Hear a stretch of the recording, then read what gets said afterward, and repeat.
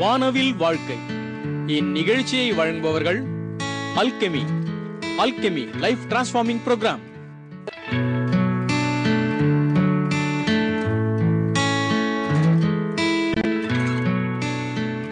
ரெண்டு நாளைக்கு முன்னாடி என்னால் முடியவே இல்லை. முழங்கால் எட்டு கூட வைக்க முடியல. பேக் பெயின் பயங்கரமாக இருந்தது. இப்போ 2 நாளாக எனக்கு எந்த வலியுமே இல்லை.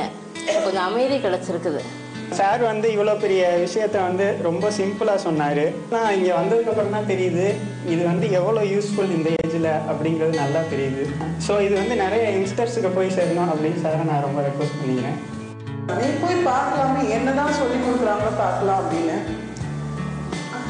I mean, this is simply mind blowing. என்னால் நினச்சி கூட பார்க்க முடியல இந்த மாதிரி. என்னால் இப்போ நான் ஸ்ட்ரெயிட்டாக நிற்கிறேன், முட்டி மடங்காமல் நிற்கிறேன்னா it is truly magical. Alchemy உங்கள் வாழ்வை மாற்றப் போகும் 2 நாள் நிகழ்ச்சி. இலவச அறிமுக வகுப்பு மார்ச் 20. அடுத்த அல்கெமி நிகழ்ச்சி கோவையில் மார்ச் 25 மற்றும் 26 சனி மற்றும் ஞாயிறு. மேலும் விவரங்களுக்கு 7502466600 969888809008 0422421722 www.alchemy.in.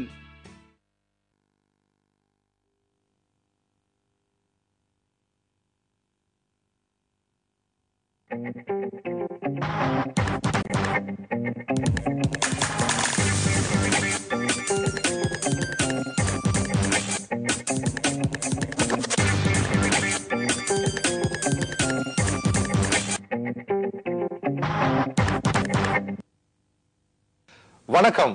இது உங்கள் அபிமான வானவில் வாழ்க்கை. வண்ணமயமான இந்த வாழ்க்கையில மேலும் சந்தோஷமா எப்படி இருக்கிறது அப்படிங்கிறதுக்காக வாரந்தோறும் இந்த வானவில் வாழ்க்கை நிகழ்ச்சியில ஏராளமான கேள்விகளோட நேயர்கள் நம்ம அரங்கிற்கு வராங்க. அந்த வகையில இன்னைக்கு நம்ம கூட தேஜா சக்தி மகளிர் பொறியியல் கல்லூரி கருமத்தம்பட்டி அங்கிருந்து மாணவிகள் வந்திருக்காங்க. அவர்களுடைய கேள்விக்கு இனிமையாகவும் எளிமையாகவும் அருமையாகவும் பதில் சொல்வதற்காக தக்ஷிணா பவுண்டேஷன் நிறுவனர் அல்கெமி மித்ரே சிவா குருஜி அவர்கள் வந்திருக்காங்க. வாருங்கள், இவர்களுடன் இணைந்து இந்த நிகழ்ச்சிக்கு நாமும் செல்வோம். இந்த வாரம் வானவில் வாழ்க்கை நிகழ்ச்சியில மறுபடியும் உங்களை எல்லாம் சந்திக்கிறதுல ரொம்ப ரொம்ப சந்தோஷம். வாழ்க்கை அப்படிங்கிறது சந்தோஷமாக வானவில் மாதிரி பறந்து திரிந்து ரொம்ப ஆனந்தமா வாழ வேண்டிய ஒரு விஷயம்தான். அதற்காகத்தான் இறைவன் நம்மளை படைச்சிருக்கிறாரு.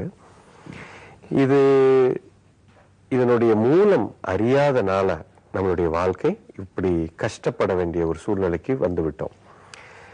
இந்த ஒரு ஞானம், ஒரு புரிதல் ஒரு மனிதனுக்கு வந்துருச்சுன்னு சொன்னா வாழ்க்கை ரொம்ப ஆனந்தமா இருக்கும். அந்த புரிதலை ஏற்படுத்துவதற்காகவே இந்த நிகழ்ச்சி வானவில் வாழ்க்கை. போகலாம், கேள்விக்கு நிறைய கேள்விகளோட இருக்கிறீங்க, கேள்விகள் கேட்கலாம். எஸ். விதியை மதியால வெல்ல முடியுமா? ஓகே. விதி மதி. ஓகே. விதி என்றால் என்ன, மதி என்றால் என்ன, அதை இதால் வெல்ல முடியுமா? சரி, விதினா என்ன அப்படின்னு புரிஞ்சுக்கங்க, மதினா என்னன்னு புரிஞ்சுக்கங்க. அது புரிஞ்சிருச்சுன்னா உங்களுக்கு இந்த கேள்வியே புரிஞ்சிடும். இப்போ விதி அப்படின்னு நீங்க நினைக்கிறது என்னன்னா, இப்போ உங்க வாழ்க்கை ஏதோ ஒண்ணு நடந்துகிட்டு இருக்குது, இது ஏற்கனவே நிர்ணயம் பண்ணி முடிச்சுட்டாங்க, இது இப்படித்தான் போகும். இப்ப எனக்கு ஒரு பிரச்சனை வந்திருக்குதுன்னா இது ஏற்கனவே முடிவு பண்ணப்பட்டு எனக்கு வந்துருச்சு, இதைத்தான் நீங்க நினைக்கிறீங்க. இது ஏற்கனவே முடிவு பண்ணப்பட்டது. ஆனா அந்த முடிவை யார் எடுத்ததுன்னா நீங்க தான் எடுத்திருக்கிறீங்க. You understand? இறைவனோ இல்ல யாரோ கிடையாது. ஏற்கனவே ஏதோ ஒரு விதையை நீங்க போட்டதனுடைய பலனைத்தான் இன்று நீங்க பாக்குறீங்க. அது கரெக்டா அந்த பிரச்சனையை நீங்க அங்க போட்டதுனாலதான் அதுக்குண்டான விதை அங்க விதைச்சிங்க, அது இன்னைக்கு இந்த பிரச்சனை வந்திருக்குது. இப்ப இது ஏன் உங்களுக்கு இது புரியல, குழப்பம் ஏன் வருதுன்னா, அந்த போட்ட விதைக்கும் அதனுடைய பலனுக்கும் நடுவுல நிறைய கேப் இருக்கு. இப்ப நீங்க 5 வருஷத்துக்கு முன்னாடி ஒரு விதையை போட்டிருப்பீங்க, அது இயற்கையின் சட்டத்துக்குள்ள போய் சுத்தி அடிச்சு அதனுடைய பலனை நீங்க இன்னைக்கு அனுபவிப்பீங்க. என்னடா அது எனக்கு ஏன் இப்படி நடக்குதுன்னே தெரியல, இது லக்கு, இது தற்செயலா நடக்குதா, இவனால நடந்துச்சான்னு அந்த குழப்பம் வந்திருக்கு. ஏன்னா இந்த கேப் இருக்கு, there is a time gap.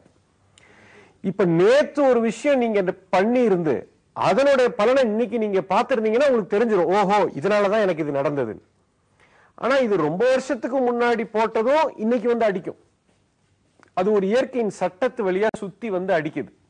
உதாரணத்துக்கு இன்னைக்கு உங்களுக்கு வயித்த வலிக்குது. இந்த வயித்த வலி ஏன் வந்துச்சு? நேத்து நான் ஏதோ ஒரு தவறான உணவை சாப்பிட்டிருக்கிறேன், அதை சாப்பிட்டதுனால இன்னைக்கு எனக்கு வலி வந்திருக்கு. இந்த வலி விதிப்படி வந்தே தீரணும், வந்துருச்சு. இந்த வலியை நிறுத்த முடியுமா? நிறுத்த முடியாது. ஏன்னா அதுக்குண்டான விதையை நேத்து நீங்க போட்டுட்டீங்க, அது பூர்த்தி ஆகியே தீரும், தப்பிக்க முடியாது. இப்ப நேத்து சாப்பிட்ட சாப்பாட்டினுடைய விதியை இன்னைக்கு நான் அனுபவிச்சுட்டேன், இது உங்க கண்ணுக்கு தெரிஞ்சிருச்சு. இது உடம்புக்கு ஏற்பட்ட ஒரு பிரச்சனை. இதே போல மனதுக்கு ஏற்படக்கூடிய ஒரு பிரச்சனைக்கும் ஒரு விதையை போட்டிருப்பீங்க. அது எப்ப போட்டோம், இது எப்படி ஒர்க் ஆகுது அப்படிங்கிற அந்த சூக்ஷ்மம் தெரியாதனால இப்ப நீங்க விதிக்கு கட்டுப்பட்டு இருக்கிறீங்க. உங்க மதிக்கு வந்து புரிய மாட்டேங்குது. இப்ப அது புரியாதனால அதுல சிக்கி சிக்கி போய் அதுல ஐயோ எல்லாமே இப்படி நடக்குதுன்னு கஷ்டப்படுறீங்க. எப்போ இந்த சட்டம், இந்த இயற்கையின் காஸ்மிக் இந்த பிரசிஷனா எப்படி வேலை செய்து அப்படிங்கிற யுக்தி தெரிஞ்சிருச்சுன்னா அதை ஜெயிச்சிடலாம். You understand? இந்த இயற்கையின் சட்டத்தை புரிந்து கொள்ள வேண்டும். அதுதான் முதல் கல்வி. எந்த எந்த எனர்ஜியில நம்ம ஆபரேட் ஆயிட்டு இருக்கோம், நம்மளை சுத்தி எது எப்படி நடந்துகிட்டு இருக்குது, இதை புரிந்து கொள்வதுதான் உண்மை. இதைத்தான் உண்மைன்னு சொல்றோம். அதைத்தான் நம்ம அல்கெமி நிகழ்ச்சியில சொல்லி தர்றோம். You understand? அதை தாண்டி போயிடலாம், ஒன்னும் பிரச்சனை இல்லை. இது புரியாத வரைக்கும் உங்களால ஜெயிக்க முடியாது. ஏன்னா அதுக்குள்ள சிக்கி சிக்கி போவீங்க. You understand? ஐயா, முற்றிலும் ஒரு அற்புதமான ஸ்டார்ட் அப் கொஸ்டின் அது. நானும் மாணவர்களோட இணைந்து அந்த கேள்வியை கவனிச்சுட்டு இருந்தேங்க. சோ விதிங்கிறத ஒண்ணே உருவாக்குறதே நம்ம தான். நம்ம விதியை உருவாக்குறதே நம்ம தான். சோ நம்ம விதியை நம்ம உருவாக்கும் போது நம்ம மதியாலதா ஆட்டோமேட்டிக்கா வென்றிட முடியும். அற்புதமான ஒரு எளிமையான விளக்கம் ஐயா அது. அடுத்த கேள்விமா. எனக்கு எப்பயுமே நெகட்டிவ் தாட்டாவே இருக்கு, அதுல இருந்து எப்படி வெளியே வர்றது? எனக்கு மனதுல எப்பவுமே எதிர்மறையான சிந்தனைகளே ஓடுது, நெகட்டிவ் தாட்ஸ் ஓடுகிறது. இந்த நெகட்டிவ் தாட்ஸ் ஏன் ஓடுதுன்னா, முதல் மூல காரணம் இது நடக்குமோ நடக்காதோ, இது என்ன ஆகுமோ ஆகாதோ, நான் பரீட்சையில பாஸ் பண்ணிடுவேனா, மார்க் குறைஞ்சு போயிருமோ ஒருவேளை மார்க் குறைஞ்சா என்ன பண்றது. இது ஏன் இந்த தாட் வருது அப்படின்னு சொன்னா, ஃபர்ஸ்ட் வந்து பயம் இருக்குது. எதை பார்த்தாலும் உங்களுக்கு பயப்படுறீங்க. ஃபியூச்சர் என்ன ஆகுமோ, ஏன்னா என்ன நடக்கும்னே தெரியாதனால அதை ஃபியூச்சரை நினைச்சு பயப்படுறீங்க. இந்த பயம்தான் அந்த ரிசல்ட் தப்பா போயிரும் அப்படிங்கிற எண்ணத்தை உருவாக்கு. இந்த fear and insecurity and anxiety இதெல்லாம் அப்படியே நெகட்டிவ் எமோஷன்ஸ் இது உள்ளுக்குள்ள இருக்குது. இது இருக்கிறதுனால தான் அந்த ரிசல்ட்டை பத்தி நீங்க தப்பா போயிருமோன்னு பயம் வருது. இப்போ இந்த பயத்திலிருந்து நீங்க முழுமையா வெளியில வரணும்னா முதல்ல இதை நீங்க வாழ்க்கையவே புரிஞ்சுக்கணும். இந்த ஃபியூச்சர் அப்படிங்கிறது நடந்து முடிஞ்சிருச்சுங்களா, இல்ல இனிமேட்டு தான் நடக்க போகுதா? இனிமேல் தான் நடக்க போகுது. நம்பர் 1 இதை நல்லா புரிஞ்சுக்கணும். ரொம்ப சிம்பிளான விஷயங்க. ஆனா இந்த சிம்பிளான விஷயம் தான் மக்களுக்கு புரிய மாட்டேங்குது. நாளைக்கு நடக்க போகுது ஏதோ ஒண்ணு அப்படிங்கறத பத்தி இப்ப ஏமா பயப்படுறீங்க? அது இன்னும் நடக்கவே இல்லையே. நேத்து நடந்து முடிஞ்சிருச்சு, நடந்து முடிஞ்சதை நினைச்சு வருத்தப்படுறீங்க. எப்பவுமே பாத்தீங்கன்னா நடந்து முடிஞ்சதை நினைச்சு வருத்தம் வந்துகிட்டே இருக்கும். Yes sir no? உண்மையா இல்லையா? ஐயோ அது அப்படி ஆயிடுச்சு, இவகிட்ட நான் தப்பா பேசிட்டேனே, அந்த மிஸ் அந்த டீச்சர்ட்ட நான் அப்படி எங்க அம்மா கிட்ட நான் தப்பா பேசிட்டேனே, அவனை நான் அப்படி பண்ணிட்டேனே, இது இப்படி ஆயிருக்க கூடாதே, அவன் ஏன் என்ன அப்படி திட்டுனா. ஒண்ணு நடந்து முடிஞ்சதை நினைச்சு வருத்தப்படுறீங்க, இல்ல நடக்க போறதை நினைச்சு பயந்துக்கிறீங்க. இந்த ரெண்டும் தான் நெகட்டிவ் தாட்ஸுக்கு காரணம். ஓகே, இப்போ நடந்து முடிஞ்சதுக்கு தமிழ் அழகா பேர் வச்சிருக்கான், இறந்த காலம்னு வச்சிருக்கான். என்ன அழகான பேர் பாருங்க. அது இறந்து போச்சுன்னு சொல்லிட்டான், செத்து போச்சுடான்னா. அது எதுக்கு உயிர் கொடுக்குறீங்க? செத்து போன அது ஏதாவது பண்ண முடியுமா? எது வேணாலும் நடந்திருக்கட்டும், அது முடிஞ்சு போச்சு. அப்போ முடிஞ்சு போன ஒரு விஷயத்த மண்டைக்குள்ள போட்டு உருட்டாதீங்க. அது என்ன பண்ணாலும் ஒண்ணும் பண்ண முடியாது. That is over. அதை தூக்கி குப்பையில போட்டுருங்க. அதுக்குள்ளே இந்த புரிதல் வரணும், ஒரு அண்டர்ஸ்டாண்டிங். இந்த அண்டர்ஸ்டாண்டிங் தான் உங்களை காப்பாற்றும். You understand? சோ இது நடந்து முடிஞ்சு போச்சு, இதை போட்டு நான் மண்டையை உடைக்கிறதுல அர்த்தம் இல்லை, தூக்கி குப்பையில போட்டுருங்க. இறந்த காலம். அதுக்கு உயிர் கொடுக்காதீங்க. அது உயிர் கொடுத்தீங்கன்னா உங்க உயிரை எடுத்துவிடும். You understand? சோ நடக்க போறது நாளைக்கு வரப்போகுது, என்ன நடக்கும்னே தெரியாது. அதை பத்தி இப்ப கவலையே பட வேண்டிய அவசியம் இல்லை. நாளைக்கு தானே வரப்போகுது, அதை அப்ப பாத்துக்கலாம். இந்த கணம் இது மட்டுமே உண்மை, நிதர்சனமான உண்மை. உண்மையா இல்லையா? உங்க வாழ்க்கை இந்த கணத்துல தானே நடக்குது, இப்பதானே நடந்துட்டு இருக்குது. எப்போ இதை நான் சரியாக செய்கிறேனோ என் ஃபியூச்சரும் சரியா தாங்க இருக்கும். இதுதாங்க இயற்கையின் சட்டம். நிதர்சனத்துல நீங்க ஏதோ ஒரு விஷயத்தை சரியாக செய்தீங்கன்னா ஃபியூச்சர் எப்பவுமே சரியா இருக்கும். இதுதான் ஃபார்முலா. நல்லா புரிஞ்சுக்கங்க. நாளைக்கு இது நடக்குமா நடக்காதா, நடக்குமா நடக்காதான்னு இந்த நிதர்சனத்துல நீங்க இப்ப செய்ய வேண்டிய செயலை விட்டுட்டு நாளைக்கு என்ன ஆக போகுதுங்கிற சிந்தனையில இருக்கிறீங்க. இது உங்களை காப்பாத்தாது. பயந்தா சரியா நடந்துருமா? நாளைக்கு நடக்காது. இந்த கணத்துல நாளைக்கு நடக்க போற கணத்தை பத்தி பயப்படவும் பயப்படாதீங்க. அதை பத்தி சிந்தனையே வேண்டாம். இன்னைக்கு என்ன செய்யணும் அப்படிங்கறத சரியா செஞ்சீங்கன்னா அடுத்தது சரியா தான் வரும். இதுதான் இயற்கையோட சட்டம், என்னுடைய சட்டம் இல்ல. இந்த அடிப்படையான புரிதல் உங்களுக்கு வந்துருச்சுன்னா இந்த நெகட்டிவ் தாட்ஸ் வராது. நிகழ்ச்சியை பார்த்துட்டு இருக்கிற நம்ம நேயர்கள் கூட இந்த நிகழ்ச்சியை பார்க்கும் பொழுது இதனோட இருக்கணும். சோ அப்படிங்கிறது அருமையான ஒரு விளக்கம். அது அடுத்த கேள்விமா. எனக்கு எப்பயுமே கன்ஃபியூஷனாகவே இருக்கு. அதனால டெசிஷன் எடுக்கும்போது அது ஒரு தடுங்கலா இருக்கு. அது கரெக்டான டெசிஷன் எடுப்போமா, அதுலயும் ஒரு கன்ஃபியூஷன். ஓகே, உலகத்துக்கே இந்த கேள்வி இருக்குது. எந்த ஒரு காலகட்டத்திலையும் வாழ்க்கையில நான் இதை செய்யலாமா இதை செய்யலாமா, இப்படி போகலாமா அப்படி போகலாமா, இதை பண்ணா கரெக்டா வருமா அதை பண்ணா கரெக்டா வருமா, இந்த மாதிரி கேள்வி எப்பவுமே இருக்கும்.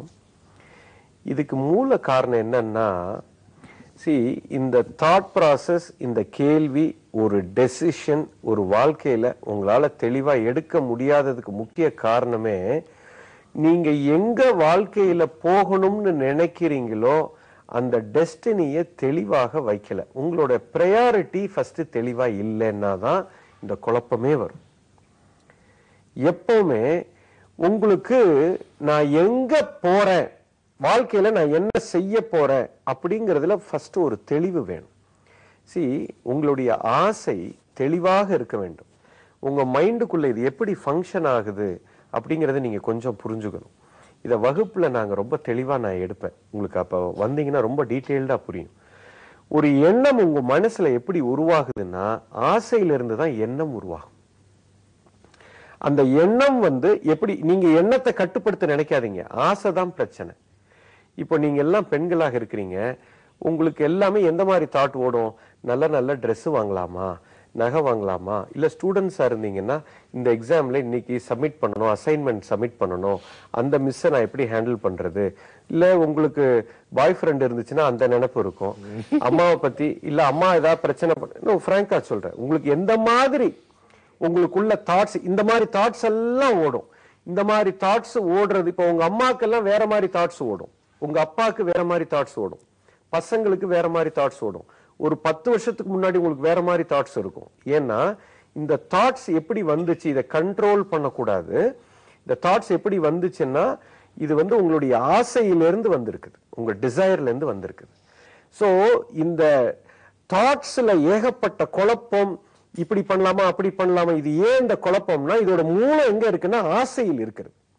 உங்களுக்கு என்ன வேணுங்கிறது தெளிவாக இல்லை.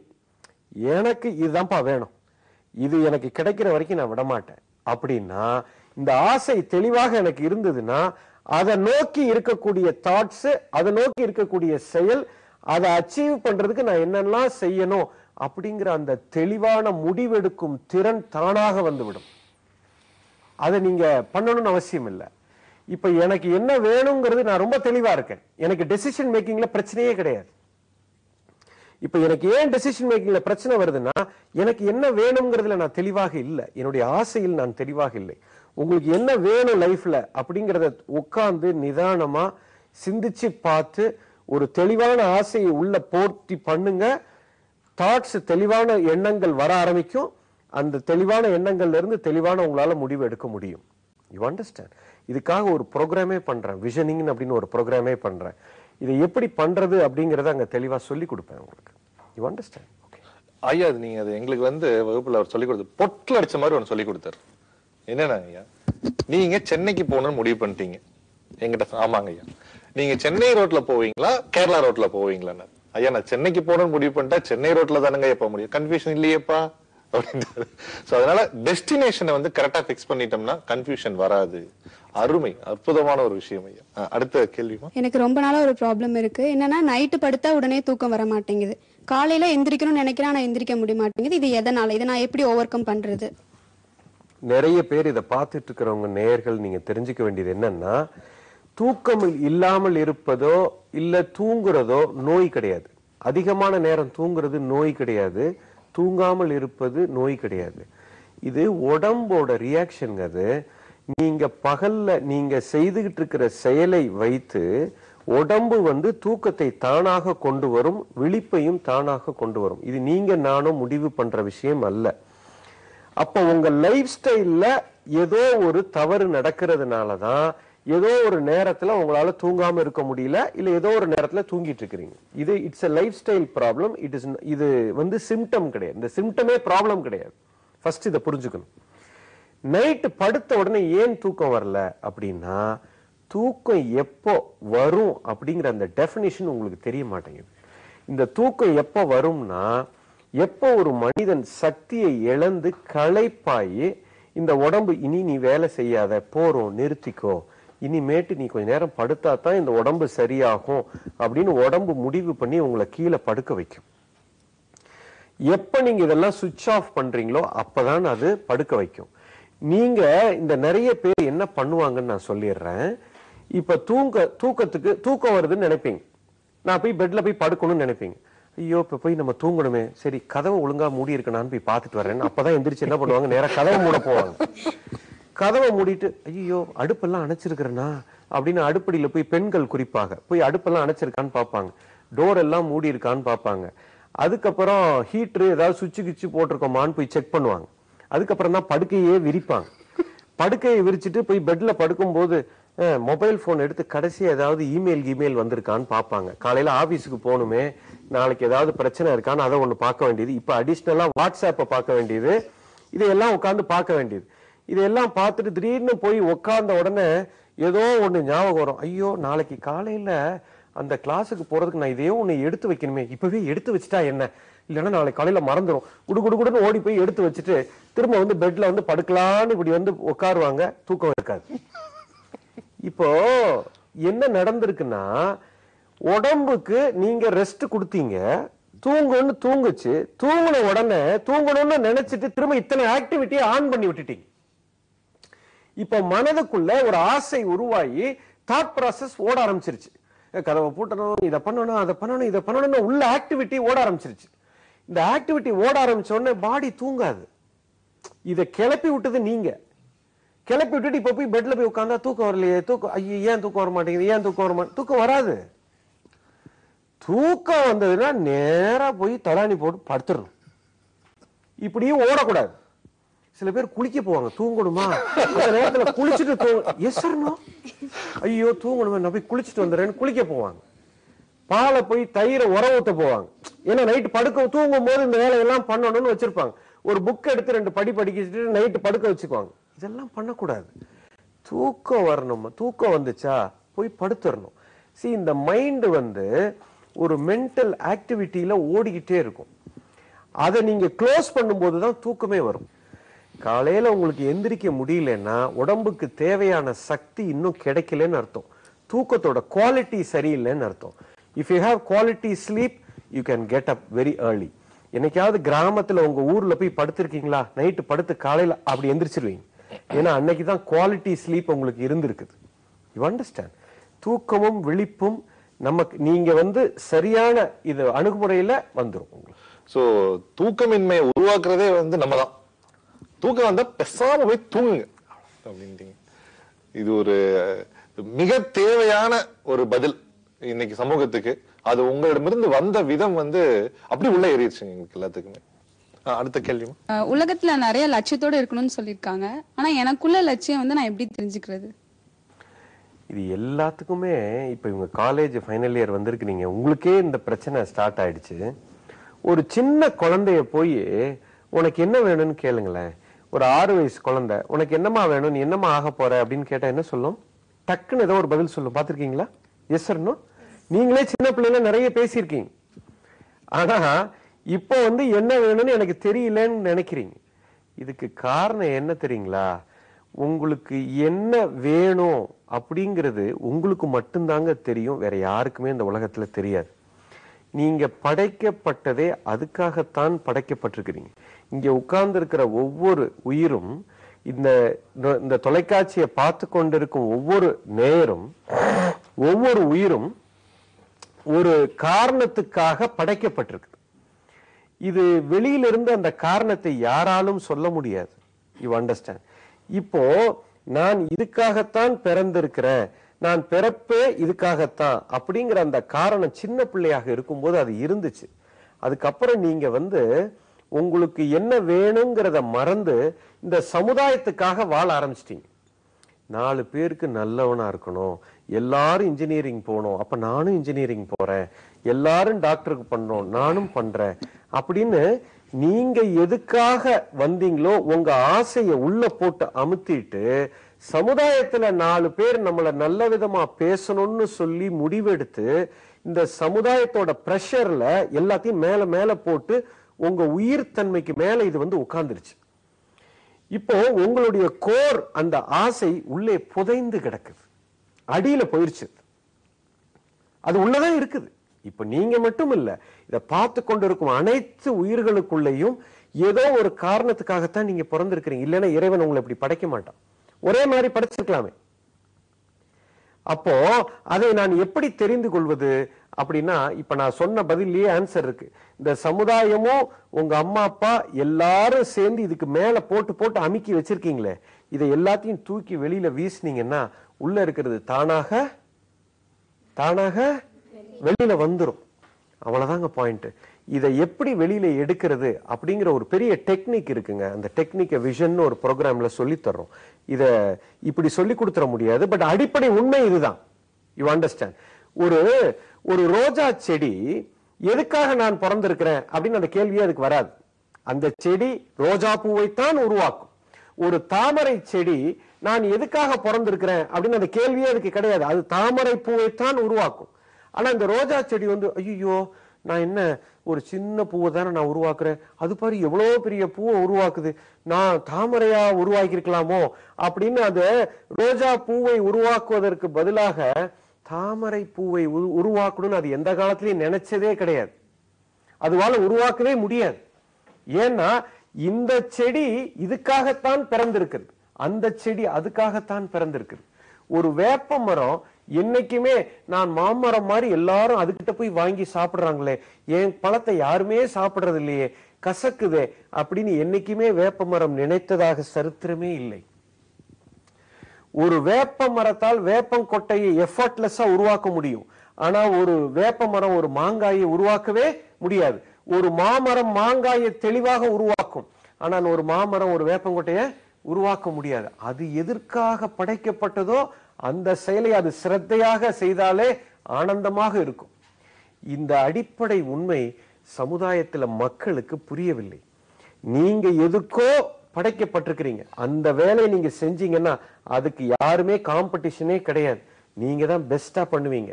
அதை விட்டுட்டு வேற எதையோ ஒண்ணு ஆகணும்னு பார்க்கும்போதுதான் இவ்வளவு டென்ஷன் பிரச்சனையே வருது, இந்த குழப்பமே வருது. வாழ்க்கையில் கல்லூரி தாண்டி பள்ளிக்கூடம் தாண்டி ஏராளமான கேள்விகள்.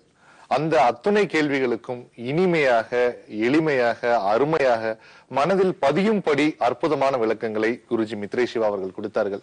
மீண்டும் இதே போல ஒரு அருமையான வானவில் வாழ்க்கை நிகழ்ச்சியில் உங்களை சந்திக்கும் வரை அனைவருக்கும் வணக்கம், நன்றி.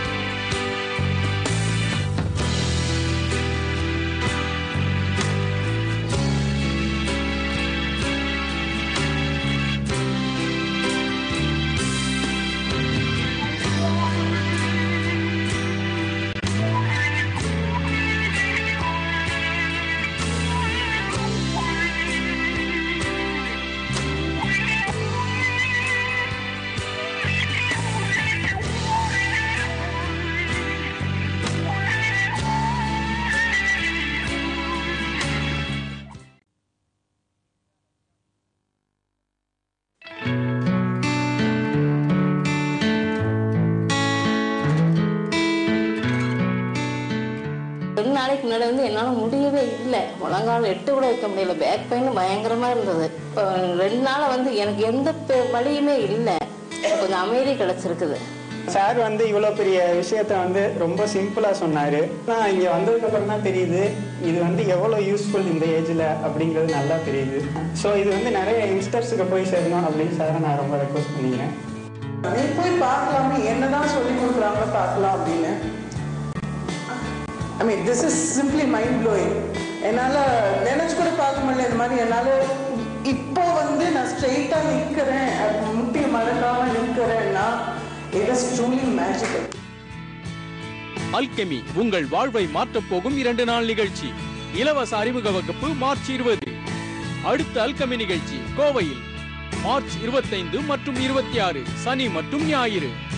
மேலும் விவரங்களுக்கு 7502466600 96988 80908 0422421722 www.alchemy.in. வானவில் வாழ்க்கை இந்நிகழ்ச்சியை வழங்கியவர்கள் அல்கெமி லைஃப் டிரான்ஸ்ஃபார்மிங் ப்ரோக்ராம்.